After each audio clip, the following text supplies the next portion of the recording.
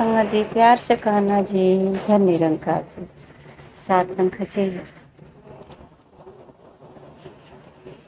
महात्मा सब लोग मिल करके एक महापुरुष के घर चरण डालने गए थे और साथ संगत जी वहाँ महात्मा बहुत अच्छे से खातिरदारी की, सबको अपने घर ले जा कर के सबको अच्छे से बैठने का भी व्यवस्था किए, चाय नाश्ता का भी व्यवस्था किए। विदाई इतनी अच्छे से हंसते मुस्कराते सब लोग कितने प्यार भरे दिल से सबका स्वागत किए। साथ संगत जी महापुरुष बताते आए कि यहाँ पर जितनी हम लोगों की खातिरदारी हो रही है, इसको पकड़ना नहीं है।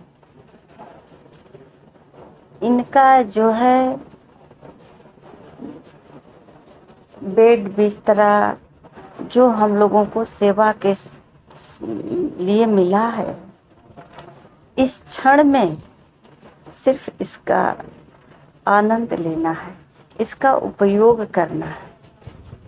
कुछ क्षण जो बैठे हैं, ये सोफा सेट जो मिला है तो सिर्फ इस पर आराम से बैठने के लिए मिला है और जितने समय तक यहाँ रहना है, जिस कार्य के लिए आए हैं, लगता है इस सोफे पे बैठकर कार्य करना है, तो उस कार्य को इस सोफे पे बैठकर आराम से लगन पूर्वक करके फिर वापस वहीं जाना है जहाँ से आए।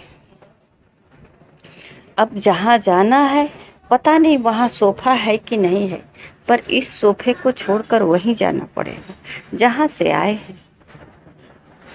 आज यहाँ जो सेवा में मिली है खाने को पीने को, तो यहाँ इस वक्त मिली है, आज इसको प्रेम पूर्वक सेवन कर सकते हैं।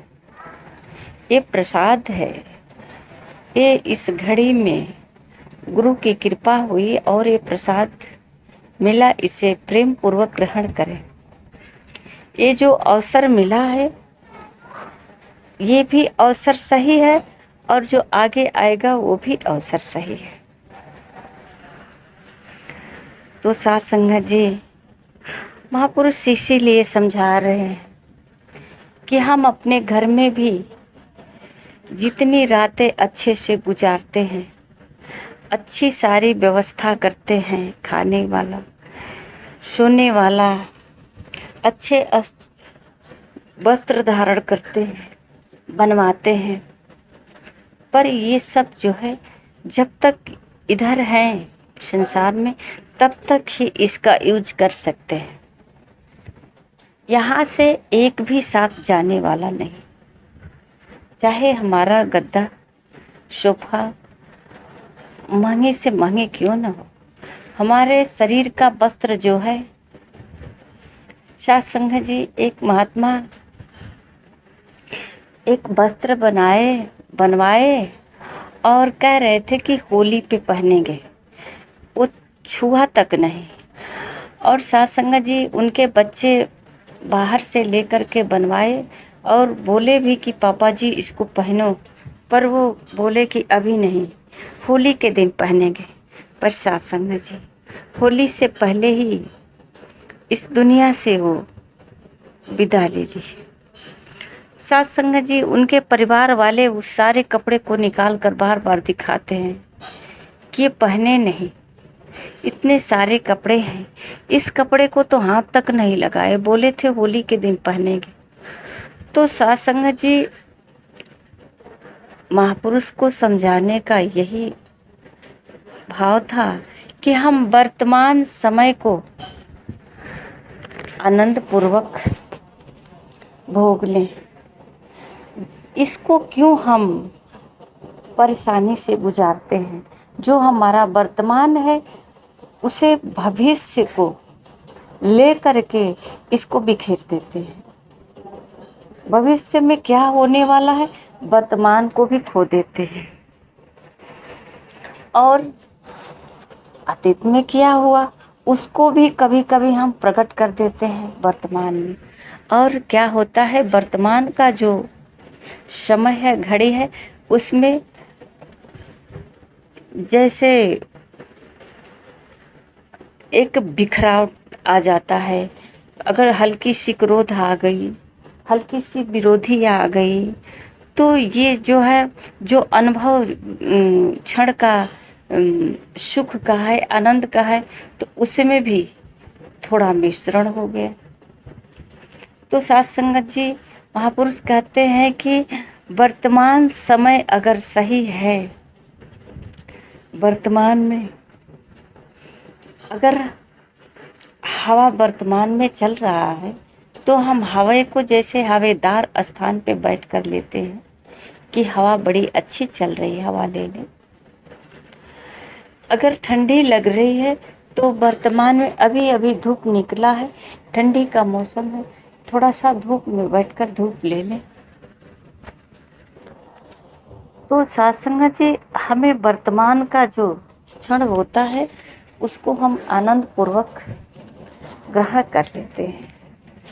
ये महापुरुषों का कथन है कि यही मेरा जीवन है। हम भूत भविष्य में अपने को न उलझाएं। और सत्संग जी, महापुरुष समझाने की अनेकों तरीका अपनाए।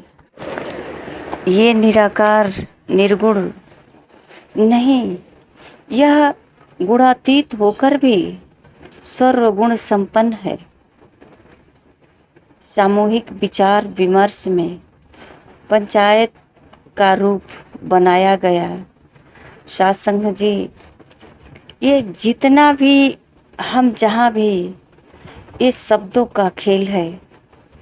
महापुरुष शब्दों से अनेकों रास्ता निकाले और समझाने का प्रयास किए कि परमात्मा केवल द्वापर त्रेता में ही नहीं, आज भी हमारे साथ है। परमात्मा के बिना हम एक क्षण भी अकेले नहीं हैं। परमात्मा सदैव साथ रहा है और हर युग में रहा है, आज भी है। बस बात इतनी सी है कि जानकारी नहीं हुई। सद्गुरु के बिना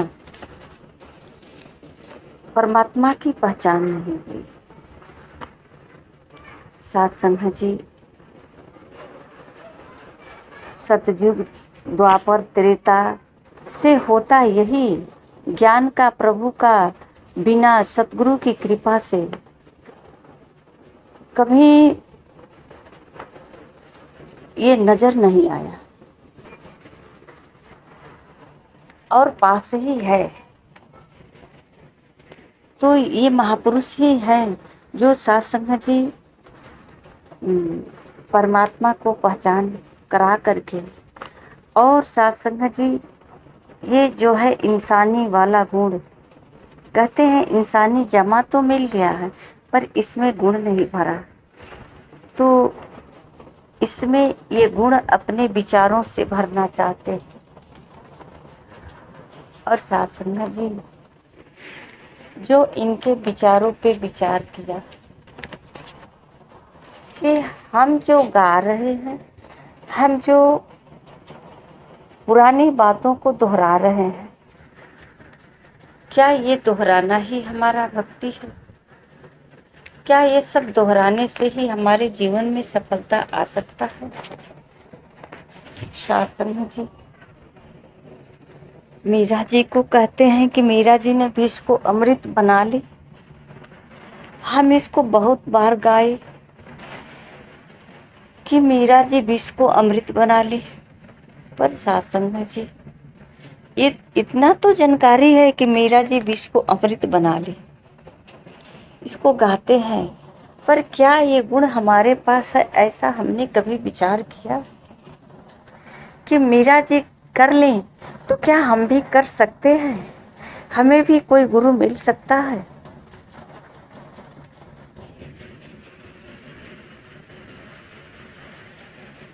साथ संगत जी, वो हर कार्य कर सकते हैं जो आज संसार में हम उदाहरण के तौर पे रखते हैं। चाहे वो इतिहास झांसी की रानी तक हो, या फिर मीराबाई हो, माता सेवरी जी हो, या सुदामा जी, ये सब इंसानों ने किया है और आज भी इंसान कर सकते हैं। पर अपनी पहचान कर ले, मैं कौन हूँ, अपनी ऊर्जा को चार्ज करें। जैसे कहते हैं ना कि उठ जाग मुसाफिर भोर भई, जाग जाओ, क्योंकि गहरी निद्रा में हैं। अपनी शक्ति का एहसास नहीं कि मेरे पास कितनी शक्ति है, मैं कौन हूँ। इस गफलत की नींद से निकलो, उठो, समझो, और परमात्मा कहीं दूर नहीं, पास में ही है। पर कहाँ है? अगर बता दिया जाए कि हमारे पड़ोस में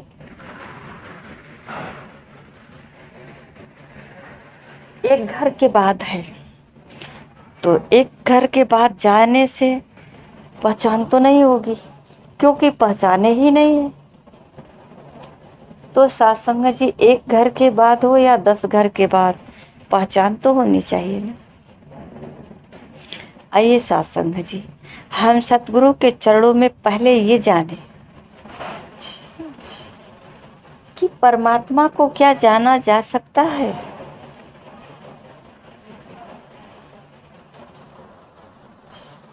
परमात्मा को जाने और जान करके तब माने।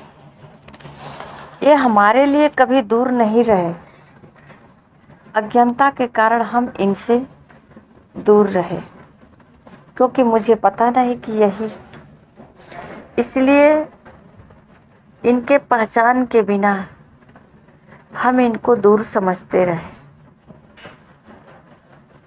सत्संग जी, आज संसार में जो कुछ भी हो रही है, ये परमात्मा की शक्ति ही तो है। परमात्मा हर क्षण अपने भक्तों को बचाए,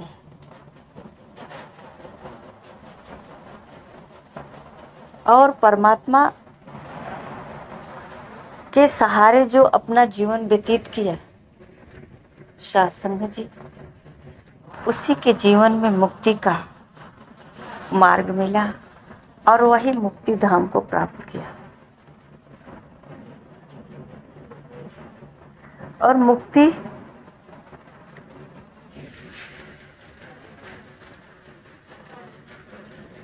कितने लोग ढूंढते रह गए, पर सत्संग जी, ये बात बहुत पुरानी है कि महापुरुष कहते हैं कि बिना गुरु भवनी दिता रही न कोई, जो विरंच संकर सम होई।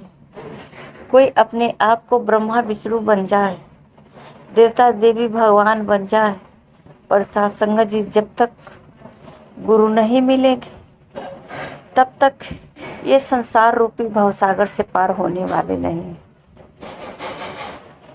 तो आइए सत्संग जी, सतगुरु माता सुदीक्षा जी महाराज के चरणों में आकर के अपने जीवन को समर्पण करें और आगे सत्संग जी, आगे जो है जीने का राह ढूंढे और सहारा भी।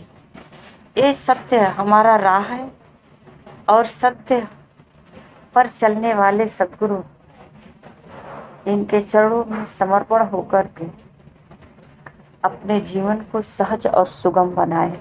सत्संग जी, प्यार से कहना जी, धन्यवाद जी।